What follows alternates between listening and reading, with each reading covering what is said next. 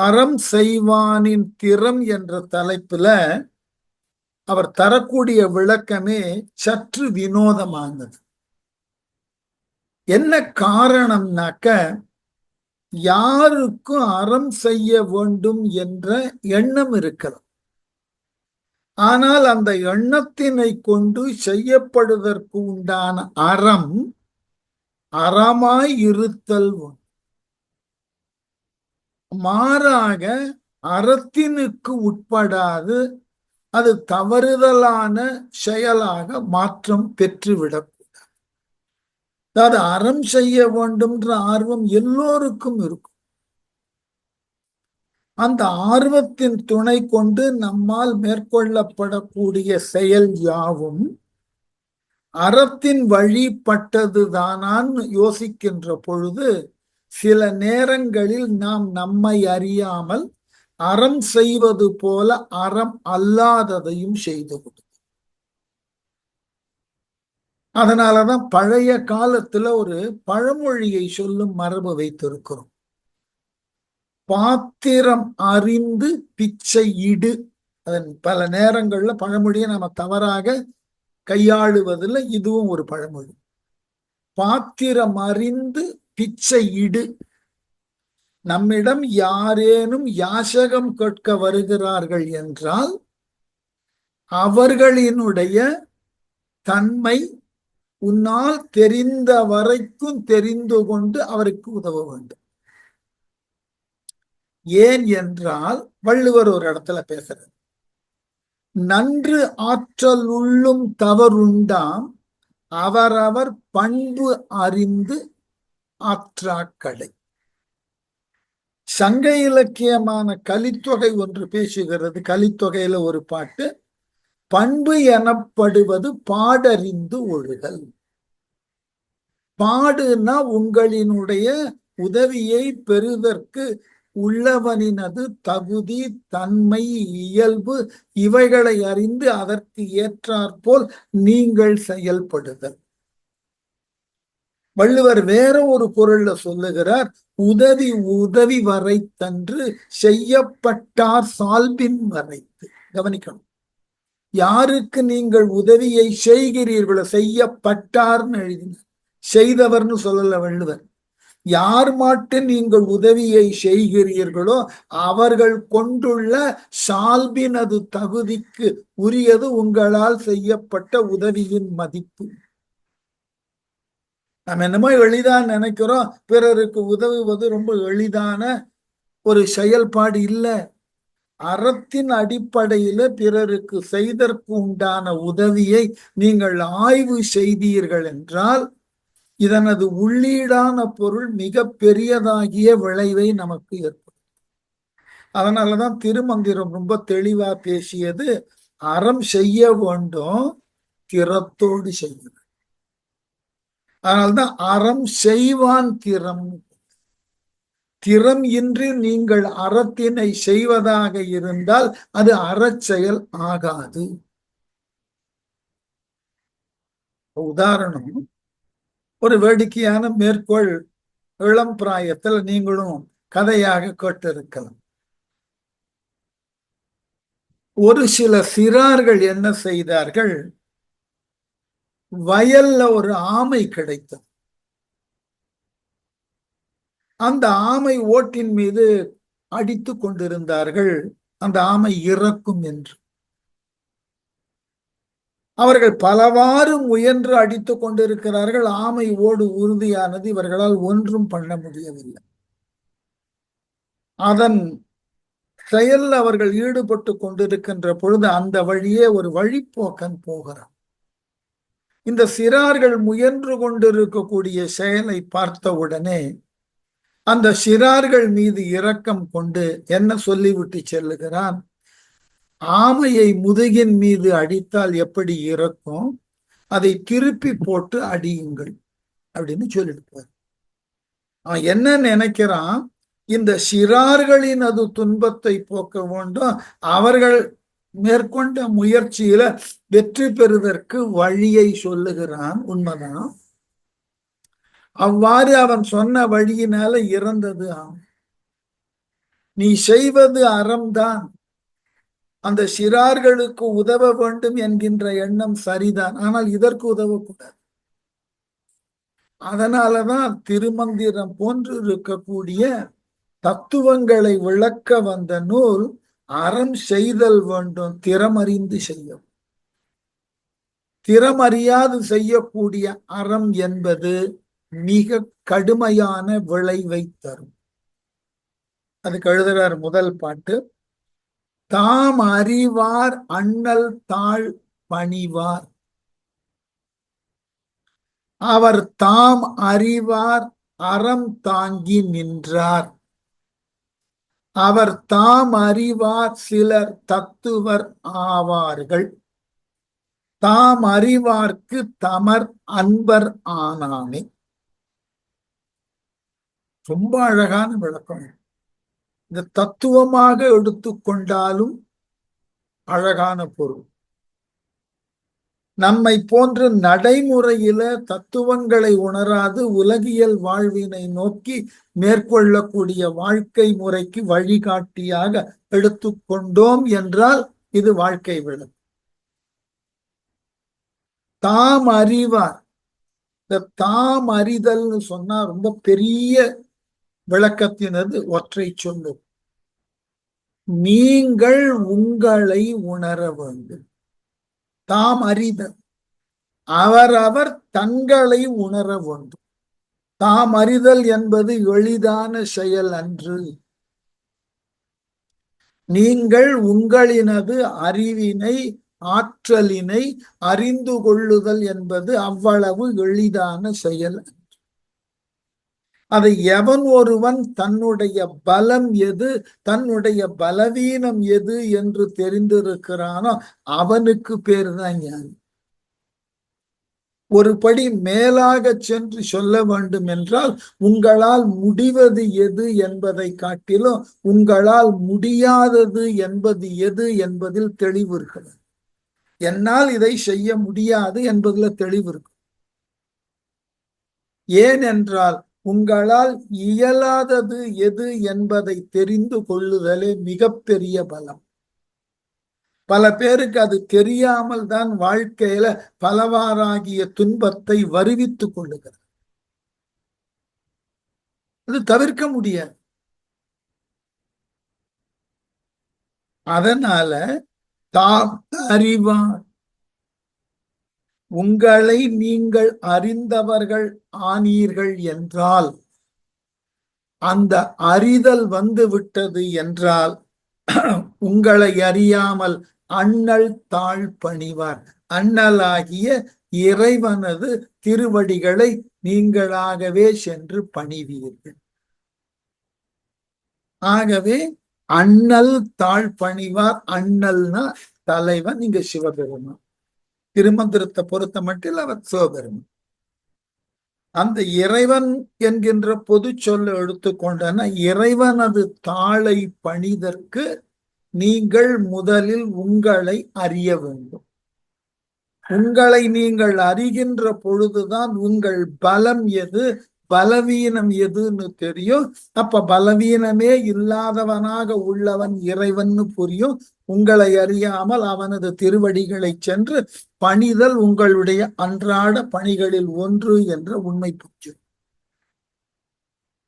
உங்களை நீங்கள் உணர்கின்ற பொழுதே எல்லாவற்றினுக்கும் மேலானவன் இறைவன் என்ற உண்மை புரிய ஆரம்பிச்சு.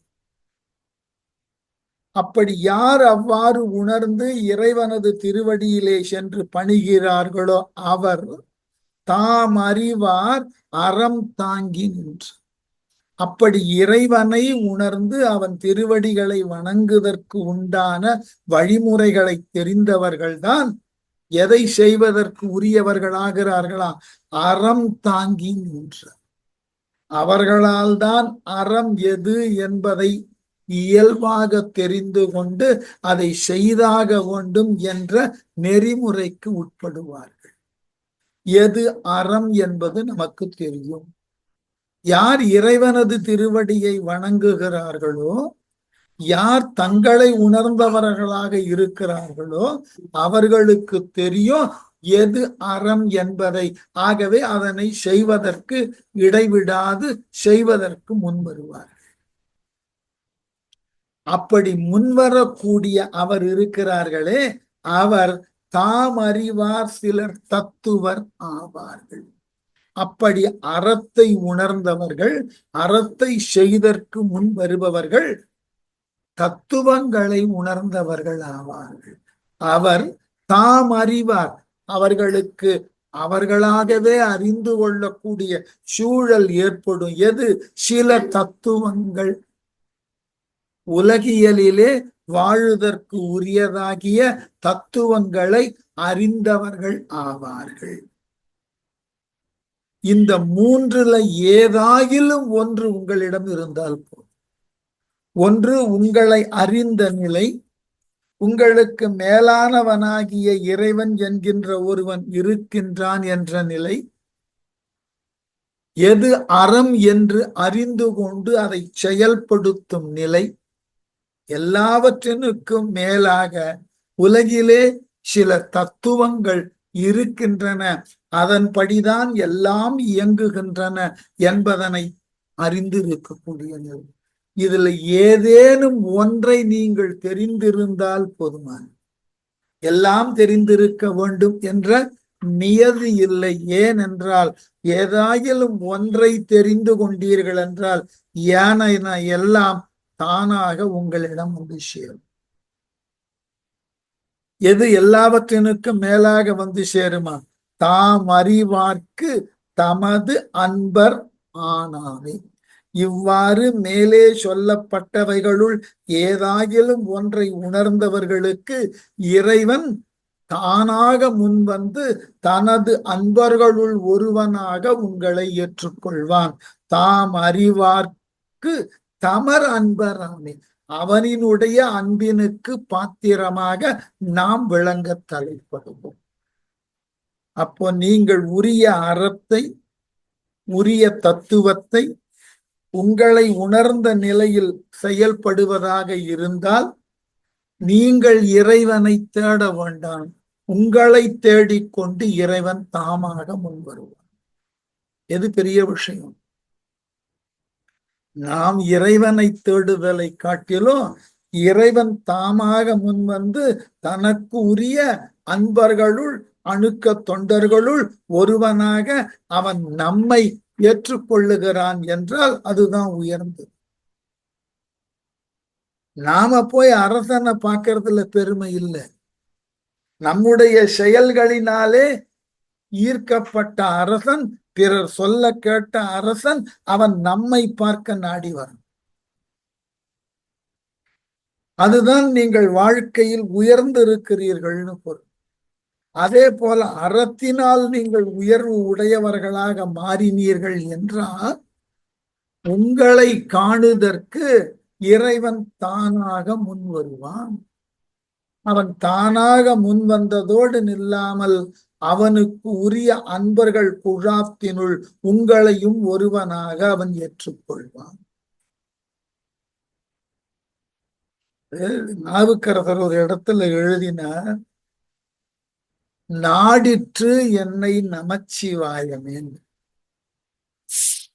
இவர் நமச்சிவாயத்தை நாடல, நான் இயல்பாக எனக்குரிய செயல்களை தொண்டினை செய்து வந்தேன், அதனால் ஈர்க்கப்பட்ட நமச்சிவாயம் அது என்னை நாடியது.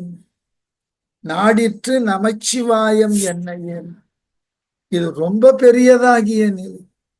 நீங்கள் உங்களுக்கு உரிய செயலை இடைவிடாது அறத்தின் வழி நின்று உங்களை உணர்ந்த நிலையிலே செயல்பட முன்வந்தீர்கள் என்றால் உங்களுக்கு உரியதாகிய அந்த செயல்பாட்டினால் ஈர்க்கப்பட்ட இறைவன் தானாக உங்களிடம் வரும்.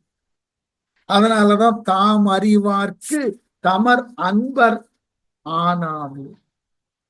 அந்த இறைவனுக்கு உரிய அன்பர்களால், அன்பர்களுள் ஒருவனாக அந்த இறைவனே உங்களை அங்கீகரிப்பான்.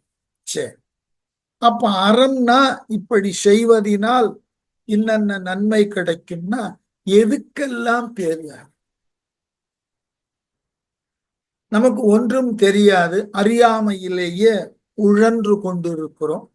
எதை செய்தால் அறம் என்று கருதலாம்? அதாவது எல்லாவற்றினுக்கும் ஒரு மிக கீழ் அளவு ஒண்ணு இருக்கும் இல்லையா? ஆங்கிலத்துல சொல்லுவார்கள் மினிமல். அப்படி ஒரு மிக கீழ் அளவு, இதை செய்தால் இதற்கு அறம்னு சொல்லிடலாம். அப்ப குறை அளவு எதுன்றதுக்கு விளக்கம் தர்றார் அடுத்த பாட்டுல. யாவர்க்குமாம் இறைவர்க்கு ஒரு பச்சிலை, யாவர்க்கும் ஆம் பசுவுக்கு ஒரு வாயுரை, யாவர்க்குமாம் உண்ணும் போது ஒரு கைப்பிடி, யாவர்க்குமாம் பிறர்க்கு இன்னுரைத்தானே. இந்த நான்குல ஏதாகிலும் ஒன்றை மேற்கொள்ளுங்கள் போதுமான. நான்கினையும் மேற்கொள்ளுதல் என்பது மிக உன்னத நிலைதான், மறுக்கல. ஆனால் இந்த நான்கிலே ஏதாகிலும் ஒன்றை நம்மால் அனுதினமும் இயல்பாக வாழ்க்கைக்கு உரிய அளவுல கடைபிடிக்க முடியும்னா இதுவே தெய்வீகம், இதுவே அறத்தின் முடிவு. எப்படியா? யாவர்க்குமாம் இறைவர்க்கு ஒரு பச்சிலை.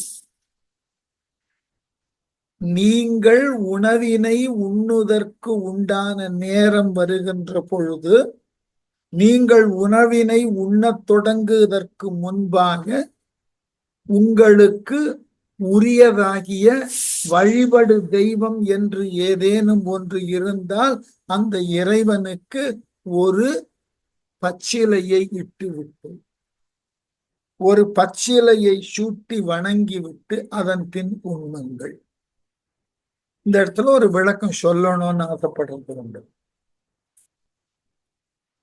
பல நேரங்கள்ல நம்முடைய அன்றாட பழக்க வழக்கங்களுக்கு உரியதாகிய சில சொற்களை ரொம்ப பெரிய அளவுல தவறுதலாகவே பொருளை புரிந்து கொண்டு செயல்பட்டு கொண்டிருக்கும். ஒன்றும் இல்ல, வீடுகள்ல விழாக்கள் நடக்கின்றன, கோவில்ல விழாக்கள் நடக்கும். இந்த வீட்டுல விழா நடந்தாலும் கோவில்களில் விழா நடந்தாலும் இறைவனுக்கு நாம் ஏதாகிலும் ஒன்றை படைப்போம். கிராமங்கள்ல எல்லாம் போனா அதுக்கு பேரு படையல்னே பேர். வார்த்தையை கவனிக்கணும். இறைவனுக்கு படைக்கப்படுகிறது. அத வடமொழியில என்ன சொல்றான்? நைவேத்தியம். நாம என்ன நினைக்கிறோம்? படைக்கப்படுவது அல்லது நைவேத்தியம் என்பது இறைவனுக்கு உரியதாகிய ஒன்று, அவன் உண்ணுகிறான் என்று எண்ணுகிறோம். இல்லை, நீங்கள் கொடுத்தெல்லாம் உண்ணக்கூடிய நிலையில இல்லை. அப்படி இருந்தான் என்றால் அவன் இறைவனாகவே இருக்க முடியாது. இப்ப எதற்கு இந்த நைவேத்தியத்தை செய்கிறோம்? கிராமங்கள்ல எல்லாம் பழமொழி சொல்லுவார்கள், வீட்டுல என்னதான் கஷ்டம் இருந்தாலும் பண்டிகை காலங்கள்ல ஏதாயிலும் ஒன்றை இறைவனுக்கு முன் வைத்து படையல் இட்டு, அது ஏதாவது என்ன காரணம்னா இந்த படையலினது உட்பொருளே இறைவனுக்கு நன்றி செலுத்துவது. அதை புரிஞ்சுக்கணும். இறைவனுக்கு அமுது ஆராதிப்பது அல்ல, இறைவனுக்கு நன்றி செலுத்துவது. கொஞ்சம் ஒரு எளிமையான மேற்கொள்ள சொல்லலானே. நாமெல்லாம் சிறாராக இருந்த பொழுது, தொடக்க பள்ளியிலெல்லாம் படிச்ச பொழுது, நம்ம வீட்டுல வரக்கூடிய விழாக்கள், தீபாவளி, பொங்கல் எல்லாம் நம்முடைய பெற்றோர்கள் நமக்கு ஆடைகளை வாங்கி கொடுத்து நம்மை அணிந்து கொள்ள செய்து பார்த்து மகிழ்வார்கள். அவர்கள் வாங்கி கொடுக்கக்கூடிய ஆடையை ரொம்ப மகிழ்வோடு அணிந்து கொள்ளும். நமக்கு கொஞ்சம் வயதான உடனே நம்முடைய நண்பர்களோடு சேர்ந்து நல்ல விதமாக நமக்கு பிடித்தது போன்றதாகிய ஆடை வாங்க வேண்டும் என்ற எண்ணத்தினால் உந்தப்பட்டு வீட்டுல போய் என்ன கேட்போம்? இந்த ஆண்டு இந்த விழாவினுக்கு எனக்கு உரிய ஆடை வாங்குவதற்கு நீங்க என்ன பட்ஜெட் போட்டிருக்கீங்களோ அந்த பணத்தை என்கிட்ட கொடுங்க, என் நண்பர்களோடு போயிட்டு எனக்கு பிடித்த மாதிரி வாங்கி கொள்ளுகிறேன். பெற்றோர்களும் பணம் கொடுப்பார்கள்.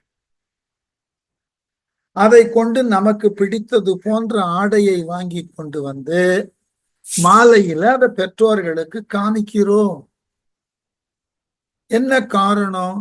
நீ பணமாக கொடுத்தத நான் இவ்வாறு ஆடையாக வாங்கி இருக்கிறேன் என்று பெற்றோர்களுக்கு காண்பிக்கிறோம். ஆனால் அணிவது என்னமோ நாம்.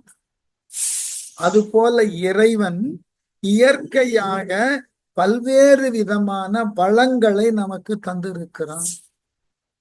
அந்த வளங்களை நாம் முறையாக சேகரித்து பலவேறு விதமான உண்ணும் பொருளாக மாற்றி, காயாக, கனியாக, கிழங்காக அதை பக்குவப்படுத்தி உண்ணும் உணவாக மாற்றி இறைவன் முன்பு காமிக்கிறோம். இறைவா, நீ கொடுத்ததையெல்லாம் என் உழைப்பினோடு கலந்து இவைகளையெல்லாம் உருவாக்கி இருக்கிறேன். இது போன்று எனக்கு எல்லா நாளும் உணவை பெறுவதற்கு உண்டான வளத்தை, வாய்ப்பினை நீ தந்து உதவ வேண்டும். இதுகாரும் தந்ததற்கு உனக்கு நான் நன்றி பாராட்டுகிறேன்னு சொல்லுவதற்கு பெயர் தான் நைவேத்தியம். அப்போ இறைவனுக்கு நீங்கள் உண்ணக்கூடிய நேரத்துல உங்கள் உணவினை தர வேண்டாம், நன்றி பாராட்டுங்கள் இறைவனிடம். நீங்கள் எனக்கு இன்று இதை உண்ணுதற்கு உரிய அளவிலே வாய்ப்பை தந்திருக்கிறீர்கள். அந்த வாய்ப்பினை நான் பெற்றதற்காக உமக்கு நன்றி பாராட்டுவதற்காக உமது திருவடியிலே அர்ச்சனை செய்கிறேன், ஒரு பச்சிலை இடுகிறேன், போதும். இறைவனுக்கு நீங்கள் நன்றி சொல்லுங்கள். அதனாலேயே இறைவன் பெருமளவிலே மகிழ்ச்சி அடை.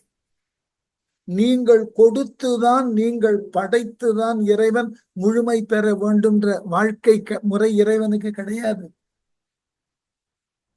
அதனால இறைவனுக்கு நீங்கள் நன்றி செலுத்துதல் தான் படையல். அந்த நன்றி செலுத்துகின்ற பொழுது எவற்றையெல்லாம் படைக்கிறீர்களோ அவைகளையெல்லாம் உண்ணப்போவது நீங்கள். அதற்காக அந்த இறைவனுக்கு நன்றி செலுத்தக்கூடிய விதத்திலே ஒரு பச்சிலையை இட்டு உன் அருளாலே நான் இதனை பெற்றேன். அதனாலதான் சொல்றார், யாவர்க்குமாம், யார் வேண்டுமானாலும் ஒரு பச்சிலையை எடுத்து இறைவனுடைய திருவடிக்கு போட்டு, ஒரு பச்சிலை, ரொம்ப பெரிய அளவில் ஆரவாரமாலாம் இறைவனுக்கு வழிபாடெல்லாம் பண்ண வேண்டும். மனம் ஒப்பி ஒரு பச்சிலை, ஒரு வில்வ தளம் அல்லது ஒரு துளசி போதும். அதில் இறைவன் நிறைவு அடைகிறான். என்ன காரணம்னா, நீங்கள் கொடுப்பதோ கொள்வதோ இல்ல பக்தி. ஒருவரை ஒருவர் முறையாக இனம் கண்டுகொள்ளுதலுக்கு பேரு பக்தி. பக்திக்கு நாம காலங்காலமாக சில தவறுதலான அணுகுமுறைகளையும் விளக்கங்களையும் கொடுத்துட்டோம்.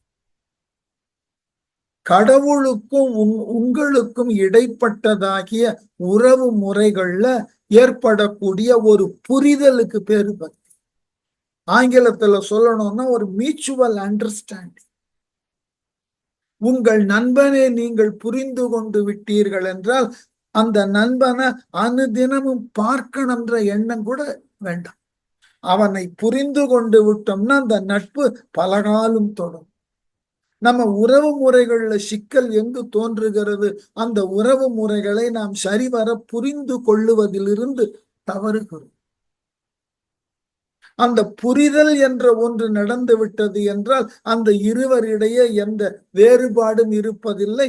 ஒருவரை ஒருவர் ஏற்றுக்கொள்ளக்கூடிய, என்ன மாதிரி சூழ்நிலையில் இருந்தாலும் ஏற்றுக்கொள்ளக்கூடிய மனோநிலைக்கு உட்பட்டு விடுகிறோம். வள்ளுவர் சொன்னார்லே, பற்றற்ற கண்ணும் பழமை பாராட்டுதல், சுற்றத்தார் கண்ணே. அந்த புரிதல் வந்து விட்டது என்றால் அது தரக்கூடிய நிறைவோ மகிழ்ச்சியோ தனி. அதைத்தான் இறைவன் கிட்ட நாம முயற்சிக்கிறோம். இறைவனை புரிந்து கொள்ளுதற்கு முயலும். அந்த புரிந்து கொள்வதற்கு உண்டான முயற்சி தான் இந்த உலகத்துல நம்மால் அனுபவிக்கக்கூடிய எந்த ஒன்றும் அவனால் கொடுக்கப்பட்டது. அவனால் கொடுக்கப்பட்டதோடு நம்முடைய உழைப்பு அதையும் அவன்தான் கொடுத்தது. ஆகவே இவைகளையெல்லாம் ஒன்றுபடுத்தி இறைவா உன் அருளினாலே நான் இவைகளையெல்லாம் இன்று பெற்றிருக்கிறேன், துய்க்கப் போகிறேன், மகிழ்வோடு இருக்கப் போகிறேன் என்று அவனுக்கு நன்றி பாராட்டும் விதமாக ஒரு பச்சிலை இட்டாள்.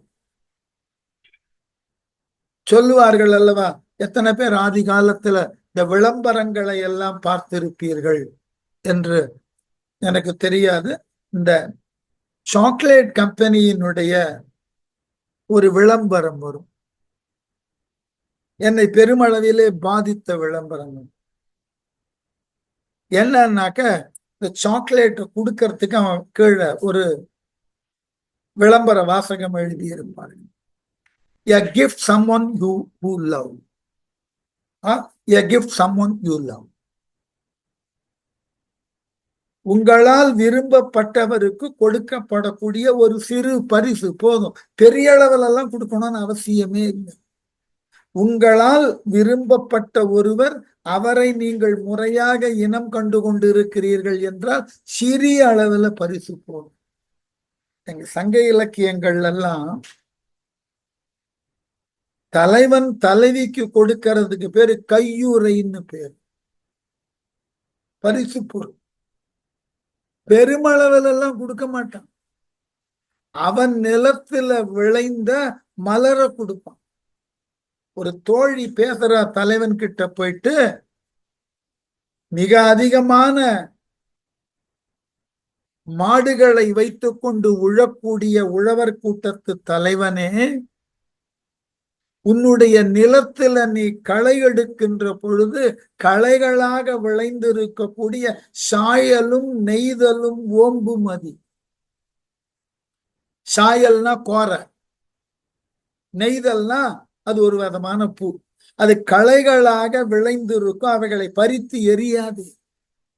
எம்மில் மாயிரும் கூந்தல் மடந்தை தனக்கு ஆய்வளை கூட்டும் அணியுமாறு அவை.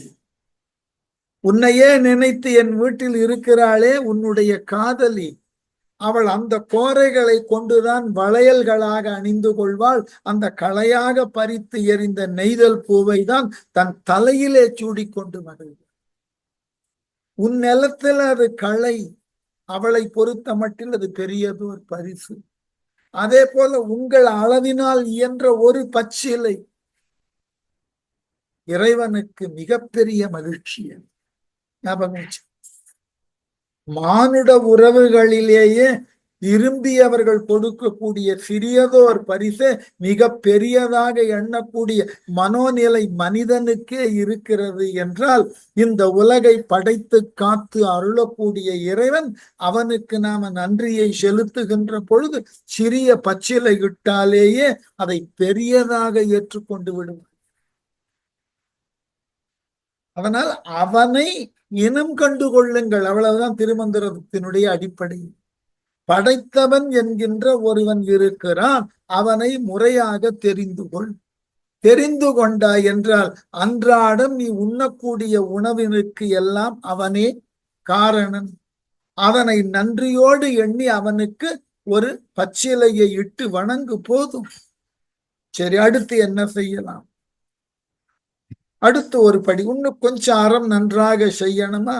யாவர்க்கும் ஆம் பசுவுக்கு ஒரு வாயு. இறைவனுக்கு ஒரு பச்சிலை கொடுத்தது போல ஒரு கைப்பிடி புல்லை எடுத்து அருகில் இருக்கக்கூடிய பசுமாட்டினுக்கு கொடுப்போதும். யாவர்க்குமாம் பசுவுக்கு ஒரு வாயுரை, அது வாயிலே கொள்ளக்கூடிய அளவினுக்கு ஒரு கைப்பிடி புல் கொடுப்போதும். அது ஒண்ணும் பண்ண வேண்டாம். நம்முடைய மரபை தெரிஞ்சுக்கணும். பசுவுக்கு புல்ல கொடுக்கறதுல என்ன பெரிய தர்மம்னு. நம்முடைய பண்டைய தமிழர்கள் போர் செய்கின்ற பொழுது எந்த நாட்டினை தாக்க முன் வருகிறார்களோ அந்த நாட்டிற்கு ஓலை அனுப்புவார்கள்.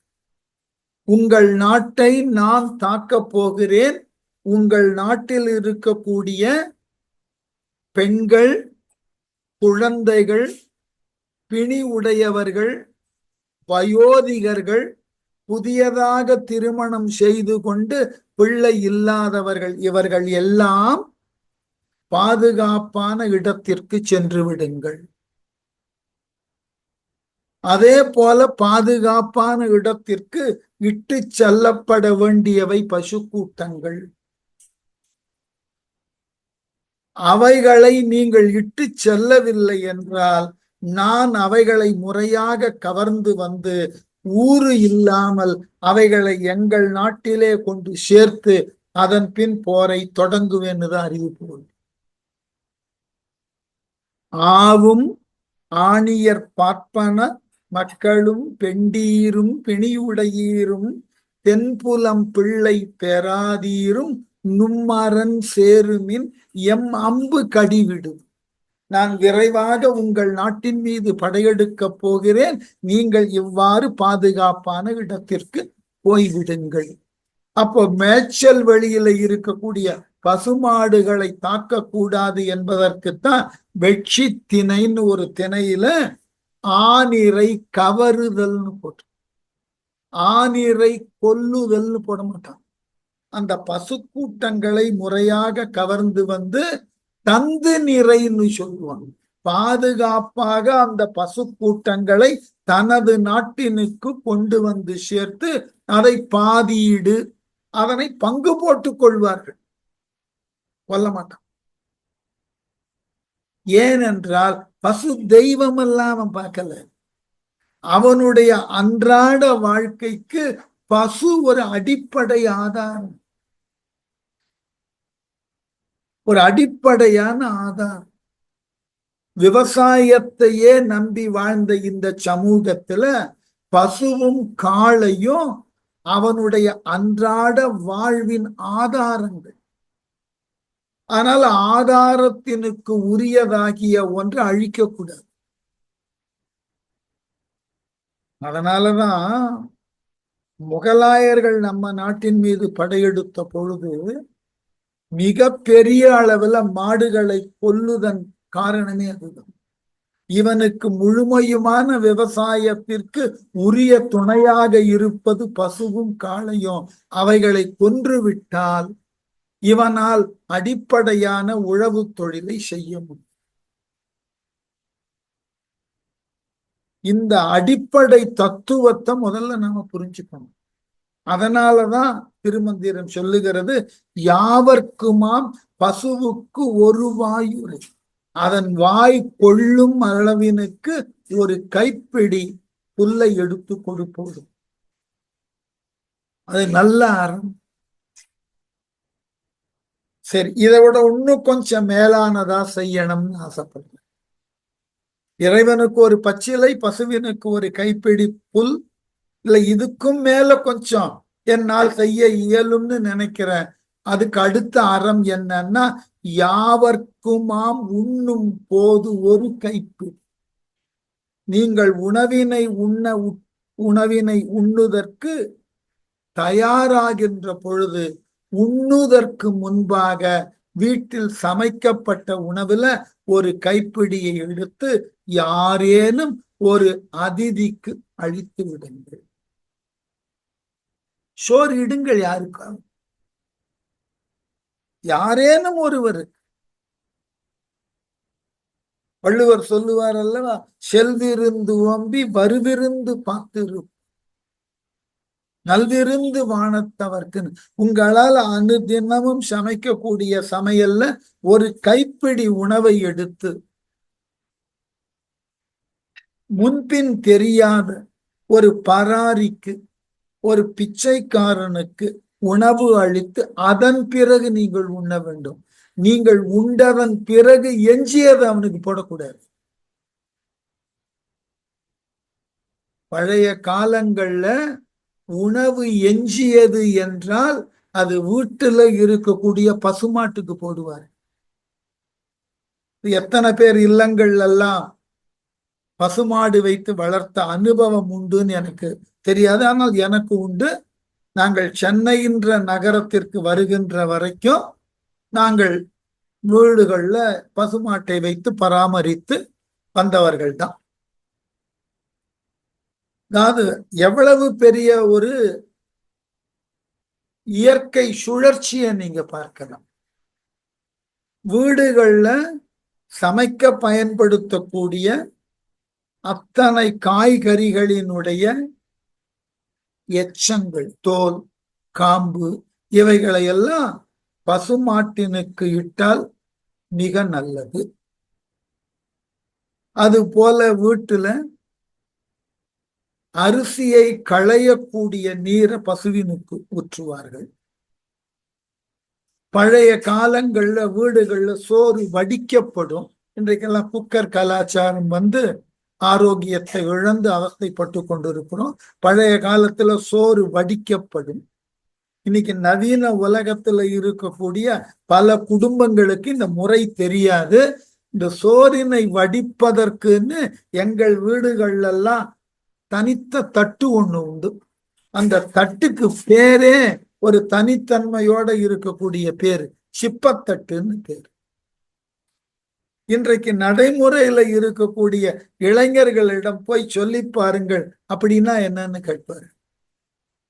அந்த சோறு வடிக்கப்பட்ட கஞ்சி பசுவினுக்கு ஊற்றப்படும். அது போல முதல் நாள் இரவு உண்டு எஞ்சி மறுநாள் அதை உண்ண இயலாத நிலைக்கு அந்த உணவு பொருள்கள் இருந்தால் அந்த பசுமாட்டினுக்கு இடுவார்.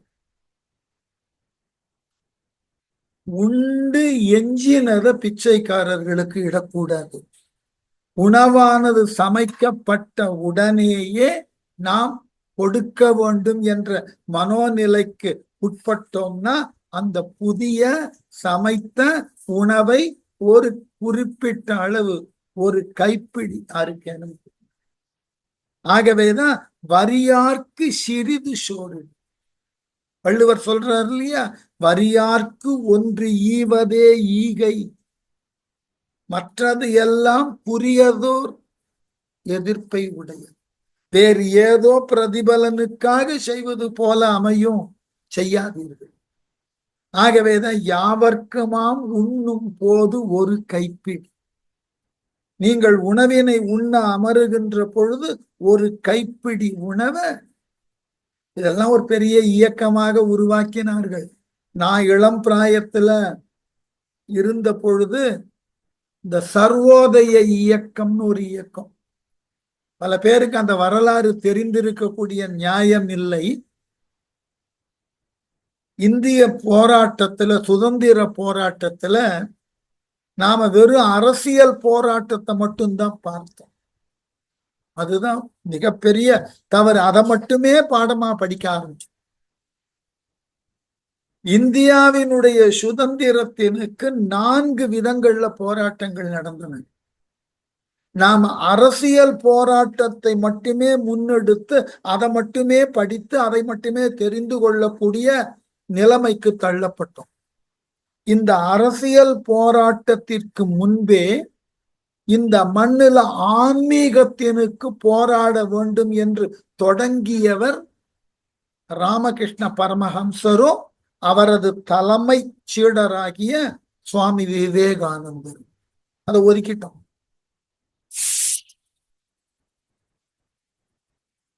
மூன்றாவது போராட்டம் அரசியல் ஆன்மீகம். மூன்றாவது போராட்டம் என்றான்னா மனிதாபிமானத்தை பேண வேண்டும் என்கின்ற போராட்டம். அதையும் ஒதுக்கிட்டோம். அந்த மனிதாபிமானத்தை பேண வேண்டும் என்ற அளவுல மிகப்பெரிய போராட்டத்தை முன்னெடுத்தவர் யாருன்னா ஆச்சாரிய வினோபாவை. இன்னைக்கு வரலாற்றில் அவரை அப்படியே இருட்டடிப்பு செய்தார். அவர்தான் எல்லோரும் எல்லாமும் பெற வேண்டும் என்ற எண்ணத்திற்கு உட்பட்டு சர்வோதயம் என்ற ஒரு புது சொல்ல உருவாக்கிறார். பல ஊர்கள்ல சர்வோதய சங்கங்கள் இருந்தன. நான் வந்தவாசியில 3ஆம் வகுப்பு படிக்கின்ற வரைக்கும் அந்த ஊர்ல இருந்த என்னுடைய அன்னையார் சர்வோதய சங்கத்தில பொறுப்பு வகித்தவர். அந்த சர்வோதய சங்கத்துல உறுப்பினர்களெல்லாம் ஒன்று சேர்ந்து அவர்கள் வாழக்கூடிய பகுதியில உள்ள எல்லா வீடுகளுக்கும் ஒரு பானை கொடுப்பார்கள். அந்த பானையில சர்வோதயம்ன்ற எழுத்து எழுதப்பட்டிருக்கும். நம்ம இந்திய தேசிய கொடியின் 3 வர்ணங்களும் அதுல இருக்கும். அந்த பானையை வீட்டுல வைத்துக்கொண்டு நீங்கள் அனுதினமும் சமைக்க தொடங்குகின்ற பொழுது வீட்டினுக்கு உரியவர்களுக்கு எவ்வளவு அரிசி எடுப்பீர்களோ அந்த அரிசியில ஒரு பிடி அந்த பானையில போடும். ஒரு பிடி அரிசி, அவ்வளவு. வாரத்திற்கு ஒரு முறை அந்த அரிசியை இந்த சர்வோதய மக்கள் வந்து நம்மிடமிருந்து பெற்று அதனை முறையாக யார் யாருக்கு கொண்டு சேர்த்து பசியினை போக்க வேண்டும் என்ற எண்ணத்தினுக்கு உட்பட்டு செயல்படுவார்கள். சர்வோதயம் வினோபாவை ஆரம்பிச்சது. அவர் 2 வேலை பண்ண. ஒன்று, எல்லோருக்கும் உணவு இடுதல். பாரதி சொன்னா இல்லையா, வயிற்றுக்கு சோறிடல் வேண்டும் இங்கு வாழும் மனிதர்க்கு எல்லாம். அதோட வினோபாவை ஆரம்பிச்ச 4வது திட்டம் எதுனாக்க பூதானைய. யார்கிட்டெல்லாம் அதிகமா நிலம் இருக்கோ அவர்களால் அந்த நிலத்தை பராமரிக்க முடியாத அளவினுக்கு அதிகமாக இருக்கக்கூடிய நிலத்தை அந்த ஊர்ல இருக்கக்கூடிய ஏழைகளுக்கு கொடுத்து உதவி அவர்களை கொண்டு அந்த நிலத்தை உழ வைத்து அதன் கண் வரக்கூடிய ஆதாயத்தை வருவாயை அவர்கள் பெறும். இதெல்லாம் வரலாற்றுல மீண்டும் மீண்டும் எடுத்து சொல்லப்பட்டு இன்றளவும் அதை பின்பற்றக்கூடிய அளவுல வழிவகை செய்யவும். நமக்கு சட்ட ரீதியா லேண்ட் சீலிங் ஆக்ட் வந்தாதான் நமக்கு கவலை வரும். மாறாக இந்த நிலச்சுவாந்தார்கள் எல்லாம் தங்கள் கிட்ட இருக்கிற நிலத்தை ஊர் மக்களுக்கு கொடுத்து அதை ஒரு கூட்டுறவு இயக்கமா மாத்தி வச்சாலே போதும். நாம அரசியல் போராட்டத்தை மட்டுமே பார்த்து கொண்டு இருக்கிறோம். இல்ல, அரசியல் போராட்டம் வெற்றி அடைய வேண்டும்னா பின்னர் சொல்லப்பட்ட இந்த 3 போராட்டமும் வெற்றி அடையும். அம்மாதிரி வெற்றி அடைந்தால்தான் வரக்கூடிய அரசியல்வாதி நேர்மையானவனார். இந்த 3னையும் நீங்கள் புறம் தள்ளிவிட்டு வெறும் அரசியலுக்கு மட்டும் முக்கியத்துவம் கொடுத்தோம் என்றால் ஆள வரக்கூடியவன் எல்லாம் அயோக்கியனார். இதுதான் பெரிய வருத்தம். இதெல்லாம் நான் மாற்று சிந்தனையை வச்சுக்கிறது இல்லை. ஆன்மீக சுதந்திரம் தேவை, மானுட சுதந்திரம் தேவை, சக உயிர்களை மதிக்கக்கூடிய சுதந்திரம் தேவை. இவைகளை கொண்டுதான் அரசியல் சுதந்திரம் என்பது ஸ்திரப்படுத்தப்படும், பலப்படுத்தப்படும். அரசியல் சுதந்திரம் என்பது தானாக மலரக்கூடிய ஒன்று அல்ல. நிறைய நேரத்துல நாம தொடர்ந்து தவறு செய்த துறை இது. அதனாலதான் ஆன்மீகம் என்பதே என்னவென்று தெரியாமலேயே இன்றைக்கு அவரவர் மனப்போக்கினுக்கு ஏற்றாற் போல தவறுதலான முடிவுகளை எடுத்து சமூகத்தை சீரழிக்கிறார். ஆன்மீக சுதந்திரம் மட்டும் அவரவருக்கு முறையாக அறிவிக்கப்பட்டு அதை எல்லோரும் பின்பற்றுவதாக இருந்தால் நாட்டுல குற்றங்கள் நிகழாது, தவறுகளுக்கு வாய்ப்பு இருக்காது. இதெல்லாம் நம்ம யோசிக்கிறதே கிடையாது. இந்த அடிப்படையான உணர்வை பெற வேண்டும் என்பதற்குத்தான் திருமந்திரம் சொல்லியது, நீ உண்ணுதற்கு முன்பாக உன் இல்லத்துல சமைக்கப்பட்ட உணவுல ஒரு கைப்பிடி உணவை எடுத்து வறியார்க்கு இடு. அதுதான் உண்ணும் போது ஒரு கைப்பிடி, ரொம்ப பெரிய அளவில் எல்லாம் கொடுக்க வேண்டாம், ஒரு கைப்பிடி. நான் ஏற்கனவே பலமுறை சொல்லியிருக்கேன், என்று நாம் உணவினை விற்பதற்கு பல சாலைகளை உருவாக்கினோமோ, சிற்றுண்டி சாலை, உணவு சாலை, அன்றே இந்த சமூகம் பாழ்படத் தொடங்கிவிட்டது. உணவு என்பது விற்கப்படக்கூடிய ஒன்று அல்ல.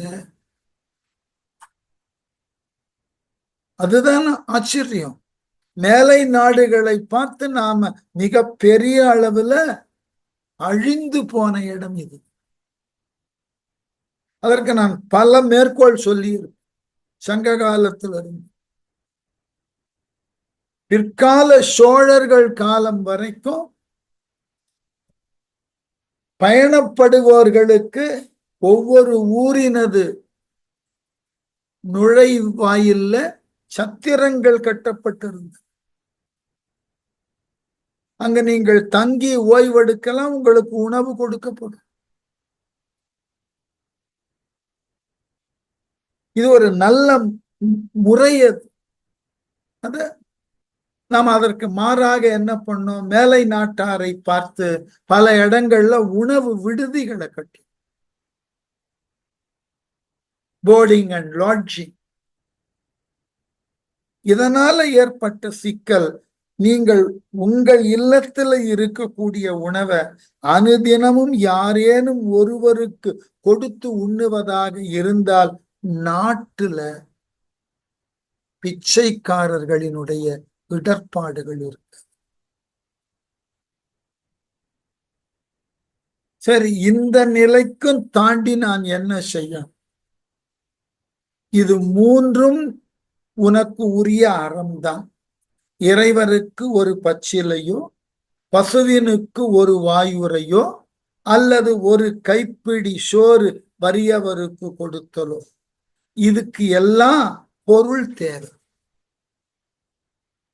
ஒரு பச்சிலையை வாங்க வேண்டும்னா பொருள் தேவை. அது இருக்கக்கூடிய இடத்தினுக்கு சென்று போய் பறிக்க வேண்டும்னா உடல் உழைப்பு தேவை. பசுவினுக்கு ஒரு வாயுரை கொடுக்க வேண்டும்னா புல் இருக்கிற இடம் தேடி போய் அதை எடுத்து வரணும், பசுவை தேடி கொண்டு ஊட்டணும், அதுக்கும் உழைப்பு தேவை. உணவினை ஒரு கைப்பிடி தர வேண்டும் என்றால் உழைக்கணும், பொருள் ஈட்டணும், பொருளை வாங்கணும், சமைக்கணும், அதை கொடுக்கணும். இவ்வளவு வேலை. இவைகள் எல்லாவற்றினை காட்டிலும் மேலான ஒரு அறம் இருக்கு. அதை ஒன்று மட்டும் செய்தால் போதும். மேல சொன்ன மூன்றும் செய்யவே வேண்டாம். எது? யாவர்க்குமாம் பிறர்க்கு இன்னுரை தான். உங்களை நாடி வரக்கூடிய மக்கள் யாராய் வேண்டுமானாலும் இருக்கட்டும், அவர்களிடம் கடிந்து பேசாமல் இனிமையாக பேசுங்கள். வேறு ஒன்றும் வேண்டாம். அவர்கள் மனது வருந்தாமல், அவர்களுக்கு துன்பம் தாராமல், அவர்களுக்கு உரியதாகிய நல்ல மகிழ்ச்சியை தரத்தக்க இனிமையான சொற்களை பேசவாவது செய்யும். பாரதி ஒரு இடத்துல எழுதுறான், நிதி மிகுந்தவர் பொற்கு வைத்தாரிர், அதுவும் அற்றவர் காசுகள் தார், அதுவும் அற்றவர் நற்சொல் அருளியர். அவ்வளவுதான். நான் ஒரு முயற்சியில ஈடுபட்டு உங்கள் உதவிக்கு வருகிறேன், மிகுதியான செல்வம் இருந்தால் அள்ளி கொடுங்கள். அதிகமான செல்வம் இல்லையா, சிலவாகிய காசுகளை கொடுங்கள். அதுவும் இல்லையா, என் முயற்சியை பாராட்டுங்களேன். மாறாக அதை ஏன் பழிக்க வேண்டும்? நம்முடைய இயல்பான சில குணங்கள் இருக்கு, ஆச்சரியமான குணம். இப்ப நம்முடைய நண்பர்கள்ல யாரேனும் ஒரு புதிய ஆடை அணிந்து வருகிறார்னு வச்சு, உடனே அதை பார்த்து நன்றாக இருக்கிறது என்று ஒரு சொல்லிட்டு அதோட நிக்க மாட்டோம். முதல்ல கேட்போம், நல்லா இருக்க, எங்க வாங்கின?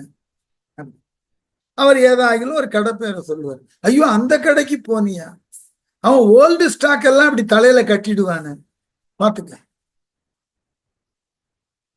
முதல் நல்ல வார்த்தை. அடுத்தது என்ன விலை கொடுத்த, அவர் சொல்லுவார் மீட்டர் 250 வாங்கினேன். என்னது மீட்டர் 250? எங்க வீட்டு பக்கம் இருக்கிற கடையில இந்த துணி 100 மீட்டருக்கு. சிரிப்பா சிரிக்குது, இத போய் 250 கொடுத்து வாங்கினீங்க. சரி, 2வது நல்லுரை சொல்லியாச்சு. அப்புறம் 3வது எங்க தைக்க கொடுத்த, அவர் ஏதோ இந்த டெய்லர் உரிய நேரத்துல கொடுத்துட்டானா பாரு, அவன் ஒழுங்காவே தைச்சிருக்க மாட்டான், தையல் அங்கும் இங்குமா விட்டு போ. அவன் எப்பவுமே அப்படித்தான். அவர் பாவம் ஒரு சட்டை போட்டு கொண்டு வந்தது புதியதான சட்டை என்பதை தெரிந்து கொண்டு என்னெல்லாம் முடியுமோ அதற்கு நேர் எதிர்ப்பான சொற்களை சொல்றதுல என்ன நன்மை? நன்றாக இருக்கிறது ஒரு வார்த்தையோட முடிச்சுள்ளாமே. வலிந்து அடுத்து அடுத்து கடுமையான சொற்களை சொல்லி அவருக்கு ஏன் ஒரு மனோ வருத்தத்தை ஏற்படுத்த வேண்டும்? எப்பொழுதுமே நம்முடைய இயல்பு அப்படி இருக்கு. நம்மை நாடி வரக்கூடியவர்களுக்கு இயன்றவரை ஒரு நல்ல சொற்களை சொல்லும். வள்ளுவர் பேசுறார் அல்லவா, இனிய உளவாக இன்னாத கூறல் கனி இருப்ப காய் கவர்ந்தற்று, இன்சொல் இனிது ஈன்றல் காண்பான் எவன் கொலோ வன் சொல் வழங்குவது. நீ இனிமையா பேசுறதுனாலேயே உனக்கு நிறைய நன்மை நடக்கிறதை பார்க்கிறாயே, பின் எதற்காக கடுமையாக பேசுகிறாய்? வலிந்து ஏன் கடுமையானவற்றை பேசுகிறாய்? அது நமக்கு ரொம்ப இயல்பாகவே மாறிவிட்டது மனசுக்குள்ள. நம்மை நாம் மிகப்பெரிய அளவுல கருதி கொண்டிருக்கும், நமக்கு எல்லாம் தெரிந்ததாகி விடுகிறது. அதனால மற்றவர்கள் எது செய்தாலும், அவர்கள் எதை அணிந்து வந்தாலும் அதை பற்றி நமக்கு என்று ஒரு முடிவை வைத்திருக்கும். பிரஜுடிஸ்டான ஒரு முடிவு, ப்ரீ கன்க்ளூடிங் ஆர்கியூமெண்ட் வச்சிருக்கும், ப்ரீ கன்சீவ்டு தாட்ஸ். அதை எல்லாத்தையும் ஒன்றன் மீது ஒன்றாக இம்போஸ் பண்ணி கேட்டவன் ஏண்டா இவங்கிட்ட வந்து கேட்டோன்ற அளவுக்கு நொந்து போயிடும். அதான் திருமந்திரம் சொல்லுகிறது, நீ இறைவனுக்கு பச்சிலை இட வேண்டாம், பசுவினுக்கு வாயுரை தர வேண்டாம், வறியவர் யார் ஒருவருக்கும் கைப்பிடி சோறு இட வேண்டாம், இவைகளுக்கு எல்லாம் மேலாக நீ அறம் செய்ய வேண்டும் என்பதை உண்மையாக செய்ய வேண்டும் என்ற எண்ணத்தினுக்கு உட்பட்டாய் என்றால் பிறர்க்கு இன்னூரை, உன்னை நாடி வரக்கூடிய மக்கள் யாராக வேண்டுமானாலும் இருக்கட்டும், தெரிந்தவர் தெரியாதவர் புதியவர் யாராக வேண்டுமானாலும் இருக்கட்டும், அவர்களுக்கு உன்னால் இயன்றது இனிமையான உரையை பேசு. வேடிக்கை, நீங்கள் இருக்கக்கூடிய இடத்துல யாரேனும் ஒருவர் வந்து அவர் செல்லக்கூடிய இடத்திற்கு உண்டான முகவரி எங்கன்னு கேட்டா, உண்மையிலேயே உங்களுக்கு அவருக்கு உதவ வேண்டும்னா அந்த முகவரி இருக்கக்கூடிய இடத்தை நீங்கள் தெரிந்து வைத்திருந்தீர்கள் என்றால் கொண்டு போய் சேர்க்கணும். இல்ல முறையாக எவ்வாறு செல்ல வேண்டும்னு வழி சொல்லணும். இல்லை இது ரெண்டும் முடியலையா, நாகரீகமான ஒரு வழி, ஐயா எனக்கு அது தெரியாது, உங்களை போல நானும் இந்த இடத்திற்கு புதியவன், நீங்கள் காட்டக்கூடிய முகவரி எனக்கு தெரியாது. மாறாக ஒரு தவறான வழியை காட்டிவிட்டு அந்த வழியில் அவர் போனதுக்கு அப்புறம் நண்பர்களோடு கூடி போய் கொஞ்சம் அலையட்டும், இதுல ஒரு மகிழ்ச்சி, அடுத்தவனை அலைக்கழிப்பதுல ஒரு மகிழ்ச்சி. எத்தனை மனிதர்களை நாம் இந்த சமூகத்துல பார்க்கிறோம். இயன்றவரை இனிமையாக பேசுதலை காட்டிலும் ஒரு மிகச்சிறந்த அறம் இருப்பதாக எனக்கு தெரியல. இயன்ற வரைக்கும் நமக்கு ஒரு இயலாத நேரம் வருகிறதா, இனிமையாக பேச முடியாது என்ற தெளிவு வந்து விட்டது, பேசுறத நிறுத்தி. நாலடியார் சொல்ல, ஆற்றும் துணையும் பொறுக்க பொறானாயின் தூற்றாதே தூரவிட. பொறுத்துக்கிற வரைக்கும் பொறுமையாக கடைபிடித்து இனிமையை பேசி பார்ப்போம். முடியலையா, ஒதுங்கிடு. அதனால ஒரு நஷ்டமும் இல்லை. கூட பேசி நீ கடுமையாக பேசினாய் என்ற அவப்பெயரை வாங்குவதை காட்டிலும் ஒதுங்கி விடுதல் சாலச் சிறந்தது. இப்படி எல்லோரும் வாழ்க்கையை அமைத்து கொண்டு விட்டோம்னா சமூகத்துல யார் மீதும் யாருக்கும் காழ்ப்பு ஏற்படாது. யாரும் யாரையும் ஏளனம் செய்ய மாட்டார்கள். யாருக்கும் யார் மீது கோபம் வராது. யாரேனும் ஒருவருக்கு உதவி செய்ய வேண்டும் என்ற மனோநிலைக்கு இயல்பாகவே உட்படுவார். இந்த மரபு தெரிஞ்சுக்கும். ஆகவே 4 படிநிலை சொல்லிட்ட. அறம் செய்தற்கு உண்டான திறம் என்னன்னா இந்த 4 படிநிலை. இறைவனுக்கு முடிந்தால் ஒரு பச்சிலை இடு, இல்லை என்றால் பசுவினுக்கு ஒரு பிடி புல்லினை கொடு. அதனை காட்டிலும் கொஞ்சம் உனக்கு வளம் இருக்கிறதா? அன்றாடம் சமைத்த சோறிலே ஒரு கைப்பிடி வறியவனுக்கு கொடுத்து மகிழ். இவைகள் ஏதொன்றும் என்னால் செய்ய முடியவில்லை என்றால் நீ இருந்த இடத்தில் இருந்து கொண்டு நீ வரக்கூடிய மக்களுக்கு இயன்ற வரைக்கும் இனிமையா பேசு. அதுவே நல்ல அறம். இனிமையாக பேசுதல் என்பது ஒரு நல்ல அறம். ஏற்கனவே வகுப்புல சொல்லி நான் என்னுடைய பழக்கத்தின் காரணமாக ஒரு கடுமையான சொல்ல வீட்டுல பேசி கொண்டிருப்பேன். என் துணைவியார் தான் அதை முதல்ல சொல்லி, ஏன் இவ்வளவு படிச்சுட்டு இந்த சொல்ல கையாளுவதில் உங்களுக்கு என்ன ஒரு பெரிய மகிழ்ச்சின்னு சொன்ன பொழுதுதான் அதனுடைய தவறை உணர்ந்து பல ஆண்டாச்சு அந்த சொல் என்னை விட்டு போய் பல ஆண்டுகள். காரணம், சில நேரங்கள்ல நம்மை அறியாமல் சில சொற்களுக்கு நாம முக்கியத்துவம் கொடுத்து ஒரு அனிச்சை செயலாக இது வெளியே வர ஆரம்பிக்கும். அதையே இன்வாலண்டரியா பேசுறதையே கூட முறைப்படுத்தும். இது தவறு, இது செய்யப்படக்கூடாது. இந்த மரபு நமக்கு தெரியும். அது ஒரு நல்ல விஷயம். அதை புரிந்து கொள்வதே இல்லைன்னா. அதனாலதான் யாவர்க்குமாம் பிறர்க்கு இன்னுரைத்தானே, எல்லாவற்றினுக்கும் மேலானது உங்களை நாடி வரக்கூடிய மக்களுக்கு நீங்கள் தேடி சென்று பேச வேண்டாம். உங்களை நாடி வரக்கூடிய மக்களுக்கு அவர்கள் கேட்கின்ற பொழுது இனிமைய தெரியாததை கூட, இல்லை என்பதை கூட இனிமையாக சொல்லலாம். உங்களுக்கு யார் ஒருவருக்கும் உதவ வேண்டும் என்ற மனோநிலை இல்லையா, தப்பே இல்லை. யாரேனும் உதவி கேட்க வந்தால், ஐயால் என்னால் முடியாது, உங்களுக்கு உதவி செய்யக்கூடிய நிலையில் நான் இல்லை, நீங்கள் என்னை நாடி அணுகுவதை காட்டிலும் அடுத்து எங்காயிலும் சென்று கேட்டு பாருங்கள், நான் உங்களுக்கு உதவி செய்யக்கூடிய நிலையில் இன்று இல்லை. இப்படி அதுக்கு பதிலா இதே வேலையா போச்சு, இப்படியே கிளம்பிடுறானுங்க. யாரா எதை கொடுப்பாங்க அப்படின்னு தேடிக்கொண்டே வர வேண்டியது. உங்களுக்கு எல்லாம் வேற வேலையே இல்லையா என்றெல்லாம் இயேசு அதைத்தான் சொல்லுகிறார். திருமந்திரம் வேண்டாம், உன்னை நாடி என்ன நம்பிக்கையோட வரான், உன்னால் ஏதேனும் உதவ முடியும்ன்ற நம்பிக்கையோட உங்ககிட்ட வந்து கேட்கிறேன். நீங்க நினைக்கிறீர்களா பிச்சை எடுத்தல் என்பது ரொம்ப எளிமையான வேலைன்னு?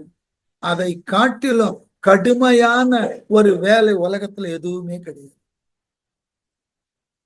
உங்களினுடைய அடிப்படை தேவை ஒன்று இருக்கிறது, அதனை பெற்றே ஆக வேண்டும்ன்ற நிலையில் இருக்கிறீர்கள். அதை உங்களை சார்ந்து இருக்கக்கூடிய ஒருவரிடம் கேட்டு பெற வேண்டும்ன்ற எண்ணத்திற்கு உட்படுகிறீர்கள். போய் கேட்டு விடுங்கள், பார்க்கலாம். நாம கேட்க போகின்ற பொழுதே நமக்கு எவ்வளவு பெரிய சிந்தனை எல்லாம் வரும் தெரியுமா? ஐயோ, அப்படிப்பட்டவனை போய் கேட்கக்கூடிய நிலைக்கு நாம் வந்து விட்டோமே. நாம் இதுகாரும் யார் ஒருவரிடமும் எதையும் கேட்டதில்லையே. இப்பொழுது நாம் கேட்க நினைக்கின்ற பொழுது அவன் நமக்கு கொடுப்பானா? மாறாக இந்நாள் வரை அவனோடு நாம கொண்டு இருக்கக்கூடிய நட்பு இதனுக்கு மேலும் தொடருமா? அவன் என்னை ஏளனமாக கருதுவானா? இல்லை கடுமையாக பேசுவானா? இல்லை என்று நிராகரிப்பானா என்ற கவலையெல்லாம் நமக்கு இவைகளுக்கு எல்லாம் மேலாக ஒருவரிடம் போய் கேட்டல் என்பது அவ்வளவு எளிதான விஷயம் கிடையாது. அப்படி ஒருவன் நம்மை வந்து கேட்கிறான்னா, மேத்தா ஒரு இடத்துல அழகா எழுதினார், கையை கட்டு, உடலை வளை, தலையை சொறி, பல்லை காட்டு, கையை நீட்டு, இது என்னவென்று கேட்கிறாயா? உன் வயிற்றை கேள், அது பசி என்று சொல். ஒரு நேர உணவினுக்கு நாம இத்தனை வேலை பண்ணணும் ஒருவனிடம் போய் உதவி பெற வேண்டும்னா. அதனால நம்மிடம் ஒருவன் உதவி கேட்க வருகிறான்னா அவன் பல்வேறு விதமான சூழல்களை மனத்துள் சிந்தித்து ஏதாகிலும் ஒரு விதத்தில் தன்னை சமாதானப்படுத்தி கொண்டுதான் வரான். எப்படிப்பட்ட விளைவுகள் நடக்குமோன்ற கவலையில அப்படி வரக்கூடியவனுக்கு மேலும் கவலை கொள்ளாது இருக்கக்கூடிய அளவுல அவனிடம் இன்முகமாக பேசி, வள்ளுவர் எழுதின குறளுக்கு பரிமேலழகர் அழகா எழுதினார், மோப்பக் குழையும் அனிச்சம் முகம் தெரிந்து நோக்க குழையும் விருந்துன்னு எழுதினார்.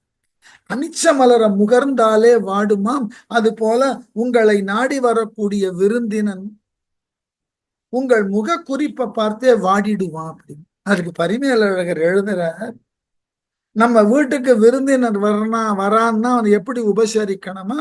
தூரத்தே கண்ட வழி இன்முகமும். இந்த தொலைவில் நம்ம முகத்தை அவன் பார்க்கக்கூடிய நிலையில் அவன் வரான்னா அவனுக்கு நம்ம முகத்துல இனிமையை காட்டணும், சந்தோஷத்தை காட்டணும். அது பற்றி நன்னிய வழி. நம்ம முகத்துல இருக்கிற மகிழ்ச்சி குறிப்பை பிடித்து கொண்டு நம்ம வீட்டுக்கிட்ட வருவான். அதுதான் அவனுக்கு பற்றுக்கோடு. ஆகா, சிரித்து கொண்டே இருக்கிறார், நிச்சயமா இவர் நமக்கு ஏதாகிலும் உதவுவார், நம்ம இனம் கொண்டிருக்கிறார், ஆகவே மகிழ்வோடு நம்மளை வரவேற்க முகத்துல மலர்ச்சி தெரிகிறது என்ற நம்பிக்கையை பிடித்து கொண்டு வீட்டுக்கிட்ட வருவோம். அது பற்றிய நன்னிய வழி இன் சொல்லும். மகிழ்ச்சியா பேசணும். வாங்க வாங்க, இந்த வெயில்ல வந்திருக்கீங்க, வராதவங்க வந்திருக்கீங்க, முதல்ல வந்து உட்காருங்க, முதல்ல ஆசுவாசப்படுத்திங்க, வீட்டுக்குள்ள சொல்லி கொஞ்சம் தண்ணி கொண்டாமா, இதெல்லாம் சொல்லணும். சாப்பிடுற நேரத்துக்கு வந்திருக்கீங்க, முதல்ல தண்ணி குடிங்க, ஆசுவாசப்படுத்திங்க, 10 நிமிஷத்துல இலை போட்டுடலாம், மற்றதெல்லாம் அப்புறம் பேசலாம். பசி நேரத்துல வந்திருக்கீங்க, முதல்ல சாப்பாடு, அதுக்கப்புறம் என்ன நீங்க என்ன கேட்குறீங்களோ பார்த்துக்க. இதுதான் அவன் எதிர்பார்க்க. இதை பற்றி நன்னிய வழி. இந்த இனிமையா பேசுறத பிடித்து கொண்டுதான் தைரியமா வீட்டுக்குள்ள வரும். அதன் பிறகு நன்றாற்றலும். இப்படி நீ விருந்தினனை உபசரிக்க வேண்டும் பரிமேலழகர் எழுதுவார். அதே போல நம்மிடம் யாரேனும் ஒருவன் ஒன்று கேட்க வரான்னா வர்றவன அவனே மனசுக்குள்ள பல்வேறு விதமான சிக்கலை வைத்து கொண்டு வரும். அவன் கிட்ட போய் கடுமையா பேசுறதுல என்ன பயன்?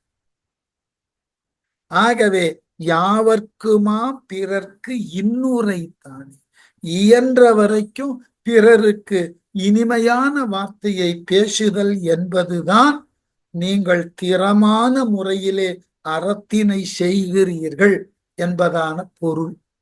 அடுத்த வகுப்புல பாருங்க.